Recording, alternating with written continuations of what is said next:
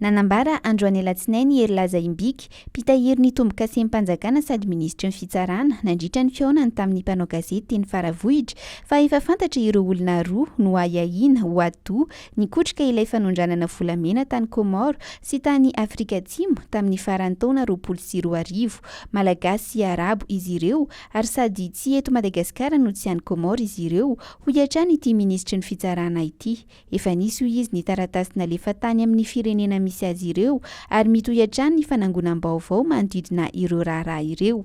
Anisany noresahin'ny ministry ny fitsarana androany koa ny siosion-dresaka fa misy ny vinavina anondrana volamena hatramin'ny 2 taona hiala eto Madagasikara. Mbola ilana fanamarinana nefa izany vaovao izany raha ny filazan'ny ministry. Ny avy ao amin'ny fampanoavana Comoriana moa dia nilaza herinandro lasa izay fa efa nisy 12 ny fanondranana nataon'ny tambajotra tratra ny 20 Desambra lasa teo. Nanomboka androany alatsinainy 17 Janoary ny fidiran'ny mpianatra ho an'ireo sekoly izay nahitana fihemorana noho ny antony fahamailona ara-pahasalamana. Niezaka ny nampifandrindra ny fandaharam-pampianarany amin'ny vanim-potoana ny valanaretina ireo sekoly araka izany. Anisan'izany fandaminana izany dia tsy indray mianatra ireo ankizy miray kilasy fa matetika dia zaraina roa ka ny antsasany voalohany mianatra ny maraina ary ny faharoa kosa mianatra ny hariva.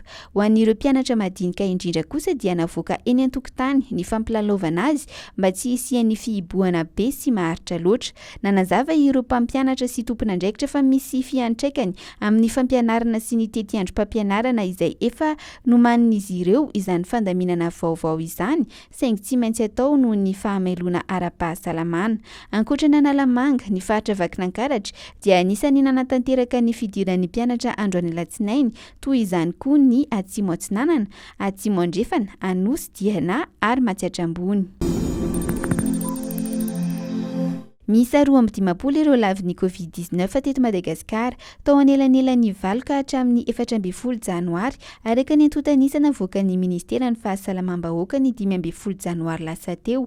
Mahery ny 790 kosa ireo marary vaovao ary mbola eto amin'ny faritra Analamanga hatrany no ahitana marary betsaka indrindra ary mahery amin'ireo dia avy amin'ny faritra io avokoa. Manaraka azy ny faritra Diana sy Vakinankaratra izay samy ahitana marary maherin'ny 100 eo daholo. Ny enany isan'ny maty raha oharina tamin'ny herinandro lasa izay niisa 450. Nahitana fiakarany kosa ny isan'ireo marary vaovao voamarina fa mitondra ny tsimokaletina manodidina ny 900 izany tamin'ny herinandro iray ka hatramin'ny 7 Janoary. Mahery ny 20 kosa ny isan'ireo marary anatin'ny tranga fahasarotana amin'izao fotoana izao hoy hatrany ny Ministeran'ny Fahasalamam-bahoaka.